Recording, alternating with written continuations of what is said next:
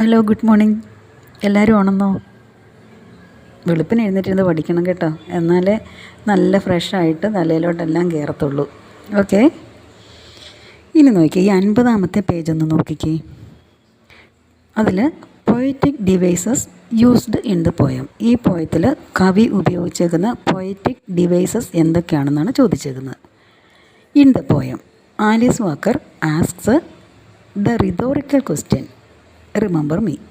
Alice Walker ചോദിക്കുന്ന ഒരു റിതോറിക്കൽ question ആണെന്ന് നമ്മൾ ആദ്യമേ പറഞ്ഞായിരുന്നില്ലേ. എന്താ റിതോറിക്കൽ ക്വസ്റ്റ്യൻ എന്ന്? അതായത് ഉത്തരം പ്രതീക്ഷിക്കാത്ത ഒരു ചോദ്യം. Rhetorical question is asked just for effect or to lay emphasis or some point discussed when no real answer is expected. ഒരു ആൻസർ നമ്മളിൽ നിന്ന് കവിയോ ചോദിക്കുന്ന ആളോ പ്രതീക്ഷിക്കുന്നില്ല. എന്തെങ്കിലും ഒരു കാര്യം പറയാൻ വേണ്ടി ഒരു ആമുഖമായിട്ട് ഇങ്ങനെ പറയുന്നു, അത്രയേ ഉള്ളൂ. A rhetorical question may have an answer, obvious answer. ഒരു റിതോറിക്കൽ ക്വസ്റ്റ്യന് ചിലപ്പം കൃത്യമായൊരു ഉത്തരം ഉണ്ടാകാം, പക്ഷേ but the questioner asks rhetorical questions to put emphasis on the point. എന്നാലും ചോദിക്കുന്ന ആൾ അതിനൊരു ഉത്തരം പ്രതീക്ഷിച്ചുകൊണ്ടല്ല ചോദിക്കുന്നത്, പറയാനുള്ള ഒരു പോയിൻറ്റിനെ ഊന്നി പറയാൻ വേണ്ടിയിട്ട് ഉപയോഗിക്കുന്നതാണ് റിതോറിക്കൽ ക്വസ്റ്റ്യൻ. ഇതാണ് ഈ പാഠത്തിനകത്ത് നമ്മൾ കാണുന്ന റിതോറിക്കൽ ക്വസ്റ്റ്യൻ. ഏതാ? Remember me. അപ്പം നമ്മൾ ഈ കവിതയുടെ എന്തെങ്കിലും ആസ്വാദനക്കുറിപ്പോ വല്ലതും എഴുതാൻ പറ്റുവാണെങ്കിൽ ഈ റിമെമ്പർ മീ ഒരു റിതോറിക്കൽ ക്വസ്റ്റ്യനാണ്, നിങ്ങൾ ഓർത്തോണേ. പിന്നെ നമുക്കിതൊക്കെ കൂട്ടിയൊരു അപ്രിസിയേഷനൊക്കെ എഴുതാം. പിന്നെ അടുത്തതായിട്ട് നോക്കി കാണുന്നത് നമ്മൾ പഠിക്കേണ്ട ഒന്നും അല്ല കേട്ടോ. In the merchant of Venice, നമ്മൾ എല്ലാവർക്കും അറിയാവുന്നൊരു കഥയല്ലേ, വെനീസിലെ വ്യാപാരി, ബൈ ഷേക്സ്പിയറിൻ്റെ കഥയാണ്. There is an effective use of rhetorical question. അതിനകത്ത് റിതോറിക്കൽ ക്വസ്റ്റ്യൻ ഉപയോഗിക്കുന്നുണ്ടെന്ന്. Following are some of the most famous rhetorical questions by Shylock in the അതിനകത്ത് ഷൈലോക്കിനെ നമുക്കറിയാമല്ലോ. ആ കഥയ്ക്കകത്ത് ആരൊക്കെയുള്ള? അന്റോണിയ ഉണ്ട്, പോർഷ്യ ഉണ്ട്. നമ്മൾ ചെറുപ്പത്തിൽ പഠിച്ചിട്ടുള്ളൊരു കഥയാണ്. അതിലെ ഷൈലോക്ക്, അതായത് ബ്ലഡ് ഒഴുകാതെ പിന്നെ മാംസം മുറിച്ചെടുത്തോളാൻ പറയുന്നൊരു കഥ. നിങ്ങൾ കേട്ടിട്ടില്ലെങ്കിൽ അത് വായിച്ച് നോക്കണം കേട്ടോ, നല്ലൊരു കഥയാണ് അത്. അതിനകത്ത് ഷൈലോക്ക് ചോദിക്കുന്നതാണ്, ഇഫ് യു പ്രിക്കാസ്, നിങ്ങൾ ഞങ്ങളെ ഉപദ്രവിച്ചാൽ അല്ലെങ്കിൽ മുറിവേൽപ്പിച്ചാൽ, ഡു വി നോട്ട് ബ്ലീഡ്, ഞങ്ങളുടെ ശരീരത്തിൽ നിന്ന് രക്തം ഒഴുകാൻ പാടില്ലേ? ഇഫ് യു ടിക്കിളാസ്, ഞങ്ങളെ ഇക്കിളിയിട്ടാൽ, ഡു വി നോട്ട് ലാഫ്, ഞങ്ങൾക്ക് ചിരിക്കാൻ പാടില്ലേ?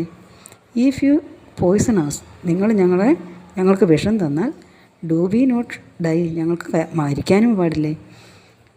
And if you wrong as, നിങ്ങൾ ഞങ്ങളോട് തെറ്റ് ചെയ്താൽ, ഷാൽ വി നോട്ട് റിവഞ്ച്, ഞങ്ങൾക്ക് പ്രതികാരവും പാടില്ലേ?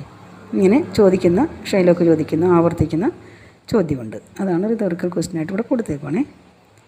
ഇനി റിപ്പീറ്റേഷൻ, വീണ്ടും ആവർത്തിക്കുന്ന കാര്യം. ഇതിനകത്ത് I am the girl and I am the woman, ഇതൊക്കെ റിപ്പീറ്റ് ചെയ്യുന്നുണ്ടല്ലേ. നമ്മൾ കണ്ട് കവിതയ്ക്കകത്ത് എത്ര പ്രാവശ്യമുണ്ട്? ഐ ആം ദ ഗേൾ 4 പ്രാവശ്യം ഉപയോഗിക്കുന്നുണ്ട്, ഐ ആം ദ വുമൺ 5 പ്രാവശ്യം ഉപയോഗിക്കുന്നുണ്ട്.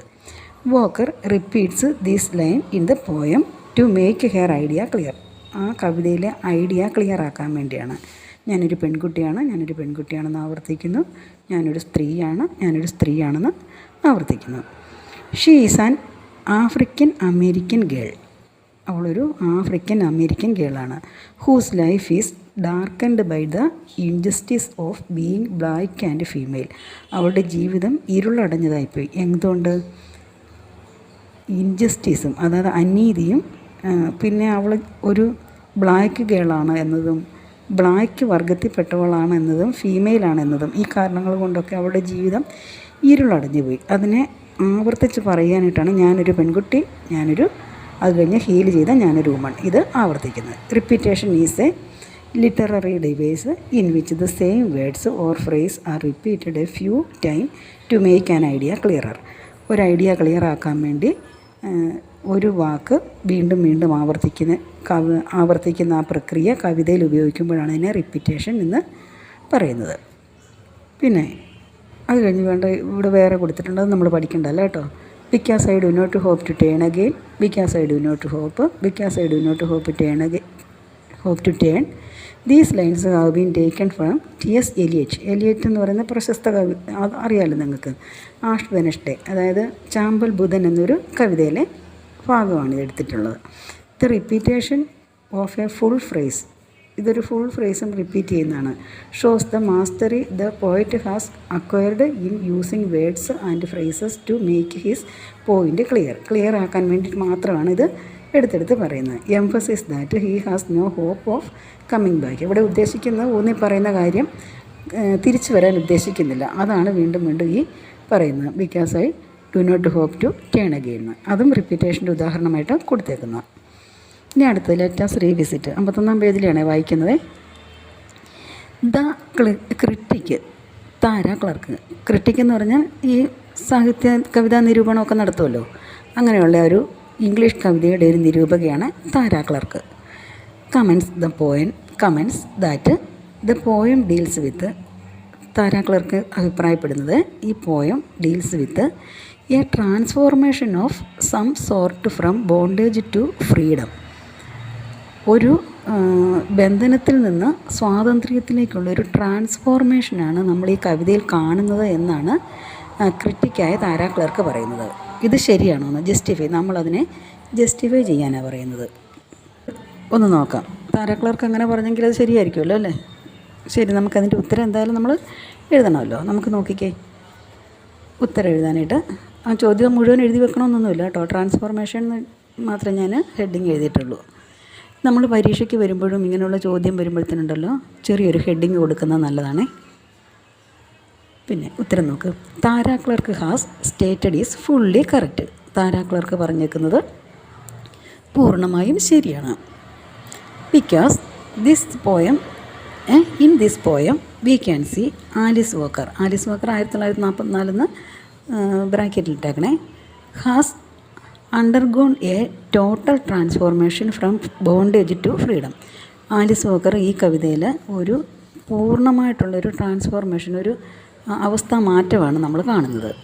അത് ബോണ്ടേജ് ടു ഫ്രീഡം, ഒരു ബന്ധനത്തിൽ നിന്ന് ഒരു ഫ്രീഡത്തിലേക്കുള്ള, സ്വാതന്ത്ര്യത്തിലേക്കുള്ള ട്രാൻസ്ഫോർമേഷൻ, മാറ്റമാണ് ഈ കവിതയിൽ നമ്മൾ കാണുന്നത്. ഫസ്റ്റ് ഓഫ് ഓൾ, ആദ്യമായി she was a dark American girl. ആ ആലിസ് വാക്കർ ഒരു ഡാർക്ക്, ഇരുണ്ട അമേരിക്കൻ ഗേളായിരുന്നു. She comes from a very poor family. ഒരു തീരെ പാവപ്പെട്ട കുടുംബത്തിൽ നിന്ന് വന്നതാണ്. She was a servant girl of a rich white family. ഒരു സെർവൻറ്റ് ഗേളായിരുന്നു, ഒരു സാമ്പത്തികമുള്ള, വെള്ളക്കാരുടെ ആയിരിക്കുമല്ലോ അവിടുത്തെ ഫാമിലി എന്തായാലും സാമ്പത്തികമുള്ളത്, അങ്ങനെയുള്ളൊരു കുടുംബത്തിലെ വീട്ടുവേലക്കാരി ആയിരുന്നു. She suffered very much. എന്തായാലും ഒരുപാട് സഹിച്ചിട്ടുണ്ട്, ഒത്തിരി സഹിച്ചിട്ടുള്ള വ്യക്തിയാണ് Alice walker. She was in darkness. അവൾ എന്നും ഇരുളിലായിരുന്നു. ബട്ട് ഹെയർ സ്ട്രഗിൾസ്, അവളുടെ സഹനങ്ങൾ, gave hair A new energy, അവൾക്കൊരു നല്ല ഒരു പുതുജീവൻ കൊടുത്തു, പുതിയൊരു ഊർജം കൊടുത്തു. And she became A self empowered woman. ഒരു സ്വയം ശാക്തീകരിക്കപ്പെട്ട ഒരു വുമണായി മാറി അല്ലേ? ആരെങ്കിലും ഉണ്ടായിരുന്നു അവളെ ശാക്തീകരിക്കാനോ പ്രബോധിപ്പിക്കാനോ ഒന്നുമില്ല. അവൾ സ്വയം അവളുടെ അനുഭവങ്ങളിൽ നിന്നും ശക്തി ആർജിച്ച് രൂപാന്തരപ്പെടുമായിരുന്നു. ദെൻ വി സി, നമ്മൾ വീണ്ടും കാണുന്നത് എന്താ? A completely changed woman. ഒരു ചേഞ്ചായ ഒരു വുമണിനെയാണ് നമ്മൾ പിന്നീട് കാണുന്നത്. Who is recovered from hair physical illness. അവളുടെ ശാരീരികമായ അസ്വസ്ഥതകളിൽ നിന്ന്, അതായത് കണ്ണ്, ചെവി ഒക്കെ നമ്മൾ കണ്ടതല്ലേ, ഇത് തേഞ്ഞ ഷൂസായിരുന്നു, അതൊക്കെ നമ്മൾ കണ്ണ് കാണാൻ പാടില്ലായിരുന്നു, ചെവി കേൾക്കാൻ പാടില്ലായിരുന്നു, പല്ല് നിരതെറ്റിയതായിരുന്നു അല്ലേ? ഇതെല്ലാം ഹീൽ ചെയ്ത ഒരു വ്യക്തിയായിട്ടാണ് നമ്മൾ പിന്നെ കാണുന്നത്. ആൻഡ് മെൻ്റൽ ബോണ്ടേജ്, അവളുടെ മാനസികമായ ബന്ധനവും അവൾ പൊട്ടിച്ചെറിഞ്ഞു. She is now a free spirit. ഇന്ന് അവൾ ഒരു സ്വതന്ത്രമായ ആത്മാവുള്ള വ്യക്തിയാണ്. Fighting for justice and having hope. ജസ്റ്റിസിന് വേണ്ടി, നീതിക്ക് വേണ്ടി ഫൈറ്റ് ചെയ്യുകയും ചെയ്യുന്നു. അവൾക്ക് ഫുള്ളായിട്ടും പ്രതീക്ഷയാണ് അവൾക്കുള്ളത്. The statement of Tara Clark is suitable. Tara ക്ലർക്കിൻ്റെ സ്റ്റേറ്റ്മെൻറ്റ് വളരെ സ്യൂട്ടബിൾ ആണെന്നാണ് പറയുന്നത്. ഓക്കെ, അടുത്ത ചോദ്യം എന്താ നോക്കിക്കേ. The last 2 stanzas are a challenge to the readers as an individual and also to the society as a whole. Explain. ഈ last 2 സ്റ്റാൻസകൾ നമ്മൾ വായിക്കുന്ന ഓരോ വ്യക്തിക്കുമുള്ളൊരു ചലഞ്ചാണ്, അതുകൂടാതെ സൊസൈറ്റിക്ക് ആകമാനവുമുള്ള ഒരു ചലഞ്ചാണെന്ന്. എക്സ്പ്ലെയിൻ, ഇതൊന്ന് എക്സ്പ്ലെയിൻ ചെയ്യാനാണ് പറയുന്നത്. നമുക്കത് last 2 stanzas are a challenge എന്നൊരു ഹെഡിങ്ങൊക്കെ കൊടുക്കാം അല്ലേ. എന്നിട്ട് നോക്കിയേ, really the last 2 stanzas are a call for action. തീർച്ചയായിട്ടും ആ ലാസ്റ്റ് 2 സ്റ്റാൻസകൾ ഒരു പ്രവൃത്തി ചെയ്യാനുള്ളൊരു ആഹ്വാനമാണ് നമുക്ക് തരുന്നത്. It speaks about her spirit of freedom. അവളുടെ ആ ആത്മാവിൻ്റെ സ്വാതന്ത്ര്യമാണ് ഇതിൽ നിന്ന് അവൾ ഉറക്കെ പറയുന്നത്. Now she is capable of fighting against injustice. ഇന്ന് അവൾ അനീതിക്കെതിരെ പൊരുതുവാൻ ഒരു കഴിവുള്ള കേപ്പബിളായ ഒരു വുമണാണ്. Now she is ready to hearing the problems of other women's.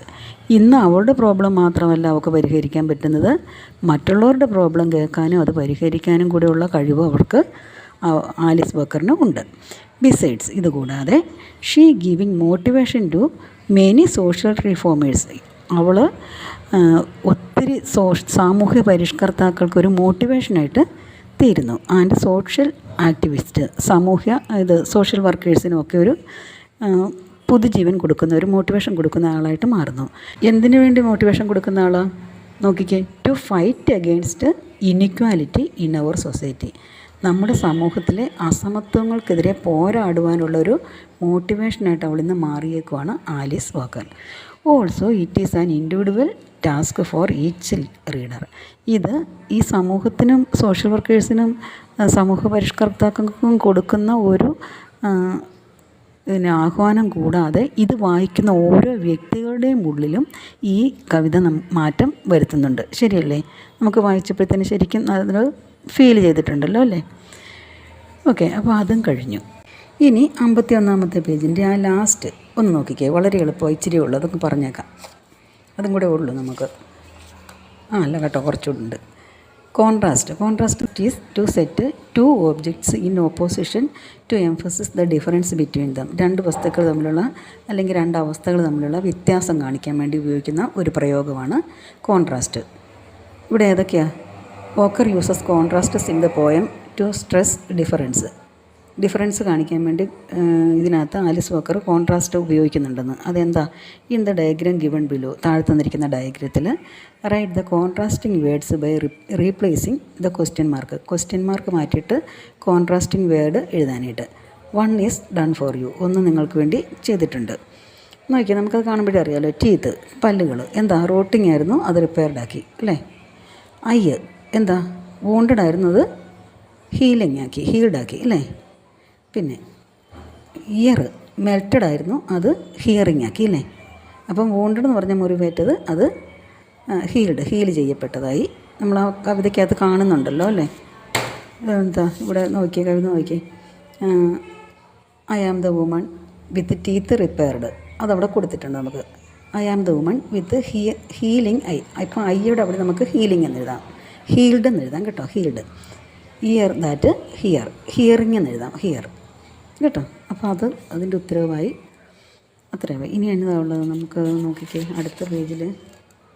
അടുത്ത പേജിൽ മെറ്റാഫർ ഉണ്ടല്ലേ, അതും കൂടെ അങ്ങ് പറയട്ടെ. 52-ാമത്തെ പേജിൽ metaphor is A figure of speech that makes A comparison between 2 seemingly unlike things without using the connective words like, as, than or resembles. നമ്മൾ നേരത്തെ സിമിലി പഠിച്ചപ്പം പറഞ്ഞായിരുന്നല്ലോ, ലൈക്കും ആസും ദാനും ഒക്കെ കൂട്ടി എഴുതുന്നതാണ് സിമിലി എന്ന് പറഞ്ഞായിരുന്നില്ലേ, ഒന്നിനോടൊന്ന് സാദൃശ്യം പറയുന്നത്. ഇത് സാദൃശ്യമല്ല, അത് തന്നെയാണെന്ന്. അതായത് my love is a red rose, എൻ്റെ സ്നേഹം ഒരു ചുവന്ന റോസപ്പൂവാണ് എന്ന് പറയുക. അപ്പോൾ ഇങ്ങനെ pick out the metaphor from the poem remember മീക്കകത്തെ പോയം എന്നതാ, അല്ല ഇത് മെറ്റാഫർ എന്നതാ, നമുക്കത് കേൾക്കുമ്പോഴേ അറിയാമല്ലോ ഏതായിരിക്കും. I am the woman offering 2 flowers. ഞാൻ ഒരു വുമണാണ്, 2 ഫ്ലവറുകൾ ഞാൻ നിങ്ങൾക്ക് ഓഫർ ചെയ്യുന്നു. ഹോസ് റൂട്ട്സ് ആർ ട്വിൻ, അതിൻ്റെ ഇരട്ട വേരുകളാണ് ഉള്ളത്. അതെന്തൊക്കെയാണ്? Justice and hope and justice. ജസ്റ്റിസും ഹോപ്പും ജസ്റ്റിസുമാണ്. അതായത് ജസ്റ്റിസും ഹോപ്പും ജസ്റ്റിസും പോലെയാണ് എന്നല്ല പറയുന്നത്. ഞാൻ തരുന്ന 2 പുഷ്പങ്ങൾ, ഒന്ന് ജസ്റ്റിസ് നീതിയും, ഒന്ന് ഹോപ്പ് പ്രതീക്ഷയും ആണെന്ന്. അതായത് പൂവായിട്ടൊരു വ്യത്യാസമില്ല. ഇവൾ തരുന്ന ജസ്റ്റിസും ഹോപ്പും ഈ രണ്ട് പുഷ്പങ്ങൾ തന്നെയാണെന്നാണ് പറയുന്നത്. ഓക്കെ, അതും പഠിച്ചു. ഇനി എന്താ പഠിക്കാനുള്ളത്? ഇനി അടുത്ത് ഒരു പോയമാണ്. അത് നമുക്ക് വരാൻ സാധ്യതയില്ലാത്തതെങ്കിലും അടുത്ത വീഡിയോയിൽ അത് പറഞ്ഞുതരാം. ഏതായാലും ചോദ്യമായിട്ട് വന്നിട്ടുണ്ടല്ലോ. The poem can hold me down എന്നുള്ള ആ പോയത്തിൻ്റെ അതും റിമെമ്പർ മീയുമായിട്ട് കമ്പയർ ചെയ്യാനായിട്ടാണ് പറഞ്ഞേക്കുന്നത്. വരികയല്ല, എന്നാലും നമ്മൾ അടുത്തൊരു വീഡിയോയിൽ അതും കൂടെ പറഞ്ഞു തരാം. ഓക്കെ.